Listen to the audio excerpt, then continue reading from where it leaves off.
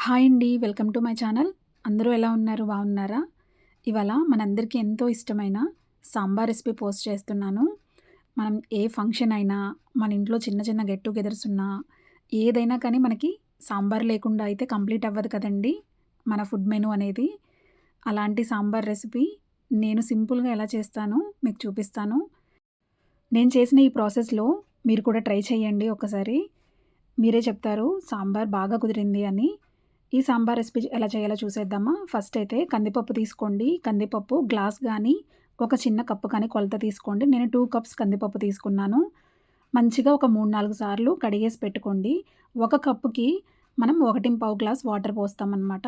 అలా 2 కప్స్‌కి 2 ½ వాటర్ పోసాను నేను. పోసేసి ఇందులో కొంచెం పసుపు, ఒక స్పూన్ ఆయిల్ వేసుకొని మనం ఒక గంట పాటు నానబెట్టుకోవాలి.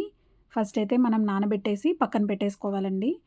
తర్వాత చింతపండు కూడా నానబెట్టుకోవాలి.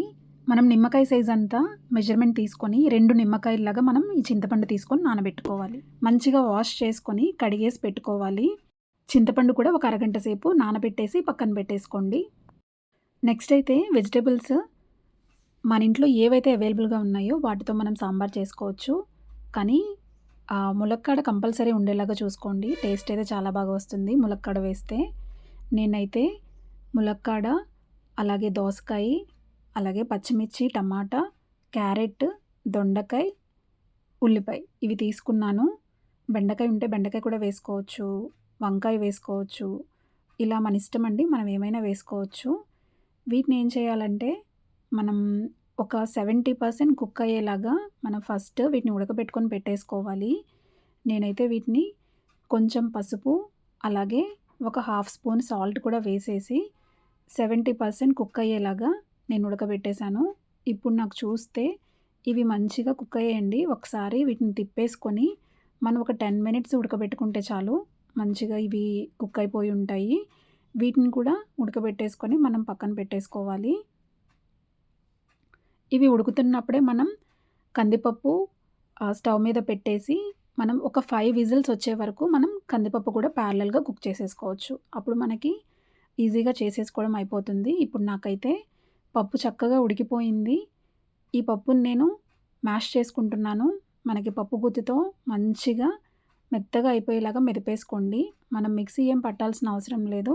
మనం ఒక 5 విజిల్స్ పెట్టి వాటర్ కొలత సరిగ్గా పోసుకుంటే మనకి పప్పు మంచిగా కుక్ అయిపోతుంది. మనం పప్పు గుత్తితోనే రుబ్బేసుకోవచ్చు. ఇందులో ఒక 2 స్పూన్స్ సాల్ట్, ఒక 2 స్పూన్స్ కారం వేసుకొని, ఒక 2 గ్లాసెస్ వాటర్ పోసేసుకొని, మనం తిప్పేసుకొని పక్కన పెట్టుకుందాము. ఈ వాటర్ కన్సిస్టెన్సీ అనేది మనం సాంబార్ చిక్కగా ఇష్టపడతామా? లేదా పల్చగా ఇష్టపడతామా? అనే దాన్ని బట్టి మనం వాటర్ వేసుకుంటూ మనం ఈ కన్సిస్టెన్సీ అనేది అడ్జస్ట్ చేసుకోవాలి. ఇప్పుడు నేనైతే ఒక 2 గ్లాసెస్ వాటర్ పోసేసి ఈ పప్పును పక్కన పెట్టేసుకోండి. ఇప్పుడు మనం ఆల్రెడీ ఒక 30 మినిట్స్ నానబెట్టిన చింతపండు ఉంది కదా! ఈ చింతపండుని కూడా మనం ఒక గ్లాస్ వాటర్ పోసుకొని ఇందులోంచి చింతపండు గుజ్జు కూడా తీసి పక్కన పెట్టుకోవాలండి. ఇలా చింతపండు గుజ్జు రెడీ చేసి పెట్టుకోండి. మనం దీన్ని ఒక్కసారే మనం పప్పులో పోయకూడదు. మనకి పులుపు అనేది మన టేస్ట్ చూసుకుంటూ మనం అడ్జస్ట్ చేసుకుంటూ పోసుకోవచ్చు. కొంచెం పోసుకొని మనం ఒక్కసారి టేస్ట్ చెక్ చేసుకొని కావాలంటే మళ్ళీ యాడ్ చేసేసుకోవచ్చు. మరి పుల్లగా ఉన్నా బాగోదు. అలాగే పులుపు సరిపోకపోయినా కూడా సాంబార్ బాగోదు. దాన్ని బట్టి మనం అడ్జస్ట్ చేసుకోవాలి. ఇప్పుడైతే సాంబార్ చేయడానికి ఒక పెద్ద గిన్నె తీసుకొని స్టవ్ మీద పెట్టేసుకోండి. గిన్నె కొంచెం వేడయ్యాక మనం ఆల్రెడీ మ్యాష్ చేసి పెట్టుకున్న పప్పు ఉంది కదా! కందిపప్పు, కందిపప్పు వేసేసుకోండి. దాంతో పాటు మనం ఉడకబెట్టిన వెజిటబుల్స్ కూడా ఉన్నాయి కదా! ఇవన్నీ కూడా మిక్స్ చేసేసి నాకు మరీ చిక్కగా ఉంది. అందుకే నేను మళ్ళీ వాటర్ అడ్జస్ట్ చేసుకున్నాను. మన కన్సిస్టెన్సీని బట్టి మనం వాటర్ అడ్జస్ట్ చేసుకుంటూ మనం వాటర్ పోసుకోవాలి. వాటర్ వేసాక ఒక్కసారి ఈ పప్పు, ఈ వెజిటబుల్స్ అన్నీ మిక్స్ అయ్యేలాగా మంచిగా ఒకసారి కలిపేసుకోండి. కలిపేసుకొని మనం మూత పెట్టి ఒక 10 నిమిషాలు మనం కుక్ చేసుకోవాలి. తర్వాత ఒక 10 నిమిషాల తర్వాత మనం ఒక 4 పచ్చిమిర్చి తీసుకొని ముక్కలుగా కట్ చేసి పెట్టుకొని ఆ పచ్చిమిర్చి కూడా వేసేసుకోండి. ఇదే టైంలో మనం ఆల్రెడీ పప్పు మెదుపుకునేటప్పుడు కొంచెం కారం, కొంచెం ఉప్పు వేసాము. మళ్ళీ ఇప్పుడు కారం, ఉప్పు మనం టేస్ట్ అడ్జస్ట్ చేసుకుంటూ మనం వేసుకోవాలి. నెక్స్ట్ మనం కట్ చేసిన ఆనియన్ ఉంది కదా! ఆనియన్ ముక్కలు కూడా వేసేసుకొని ఇవన్నీ ఒకసారి తిప్పేసుకొని మూత పెట్టేసుకోవాలి. మూత పెట్టేసుకొని కనీసం ఒక 15 నిమిషాలు మనం సాంబార్ మరిగేలాగా ఉడికించుకోవాలండి. ఒక 15 నిమిషాల తర్వాత మనం చూస్తే సాంబార్ మంచిగా మరుగుతూ ఉంటుంది. ఇందులో మనం ఒక 2 రెమ్మలు కరివేపాకు చిన్నగా కట్ చేసి వేసుకోండి.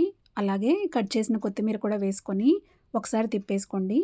ఈ కొత్తిమీర, కరివేపాకు వేయడం వల్ల మనకి సాంబార్‌లోకి ఈ ఫ్లేవర్ అంతా బాగా పడుతుంది. టేస్ట్ అనేది కూడా మనకి చాలా బాగా వస్తుంది. మనం పోపుతో పాటు ఇందులో కూడా ఇలా వేసుకోండి. ఇప్పుడు మూత పెట్టేసుకొని ఒక 10 నిమిషాలు మనం ఉడికించుకోవాలి. ఈ మూత అనేది ఇలా కొంచెం వాలుగా పెట్టుకోండి. అప్పుడు సాంబార్ పొంగిపోకుండా ఉంటుంది. ఒక 10 నిమిషాల తర్వాత మనం ఈ మరుగుతున్న సాంబార్‌లో సాంబార్ పౌడర్ వేసుకోండి. ఈ పౌడర్ అంతా మనకి ఉండలు కట్టకుండా మంచిగా ఒకసారి తిప్పేసుకోండి.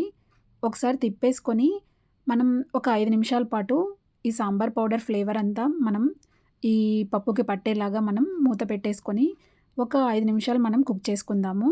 మూత పెట్టేసుకొని ఒక 5 నిమిషాలు కుక్ చేసుకోండి. ఒక 5 నిమిషాల తర్వాత మనం ఈ ఈ పులుపు ఇవన్నీ అడ్జస్ట్ చేసుకోవడానికి, అలాగే సాంబార్‌కి ఇంకా టేస్ట్ పెంచడానికి ఒక చిన్న బెల్లం ముక్క వేసుకోండి. మరీ ఎక్కువ వేయక్కర్లేదు. చిన్న ముక్క చాలు. ఒక చిన్న బెల్లం ముక్క వేసేసి ఒక 3 నిమిషాలు ఇలా మరగబెట్టేసుకోండి. ఇప్పుడు మనం పోపు రెడీ చేసుకుందాము. ఈ పోపు కోసం ఒక 3 గరిటెల ఆయిల్ తీసుకోండి. ఈ ఆయిల్ బాగా వేడయ్యాక ఇందులో ఎండుమిర్చి ఒక 3 ఎండుమిర్చి తీసుకొని ఇలా చిన్నగా తుంపుకొని ఎండుమిర్చి కూడా వేసుకోండి. ఇందులోనే ఒక 5, 6 వెల్లుల్లి రెబ్బలు తీసుకొని అవి కూడా దంచేసుకొని వేసుకోండి. ఈ వెల్లుల్లి, ఈ ఎండుమిర్చి బాగా ఫ్రై అయ్యాక ఒక స్పూన్ జీలకర్ర వేసుకోండి. ఇవి కొంచెం ఫ్రై అయ్యాక ఇందులో మనం పచ్చిపప్పు, మినపప్పు, ఆవాలు ఇవి కూడా వేసుకొని ఫ్రై చేసుకోండి. ఇందులోనే మనం ఫైనల్‌గా కరివేపాకు కూడా వేసేసుకొని ఒక్కసారి ఫ్రై చేసేసుకుంటే మనకి పోపు రెడీ అయిపోతుంది. ఈ పోపుని సాంబార్‌లో వేసేసి సాల్ట్ అడ్జస్ట్ చేసేసుకొని మిక్స్ చేసేసుకోండి. ఇంతే అండి, ఎంతో టేస్టీ సాంబార్ రెడీ అయిపోతుంది. ఈ సాంబార్‌ని వేడివేడి అన్నంలోకి తినండి, చాలా బావుంటుంది. ఈ సాంబార్ రెసిపీ మీకు నచ్చిందా? అయితే మీరు కూడా ఒకసారి ట్రై చేయండి. టేస్ట్ ఎలా వచ్చిందనేది నాకు కమెంట్స్‌లో షేర్ చేయండి. నేను చేసిన ఈ సాంబార్ రెసిపీ మీకు నచ్చినట్లయితే నా వీడియో లైక్ చేయండి, షేర్ చేయండి, సబ్స్క్రైబ్ చేసుకోండి. అలాగే మీ ఫ్రెండ్స్ అండ్ ఫ్యామిలీకి కూడా షేర్ చేయండి. Thank you for watching my channel.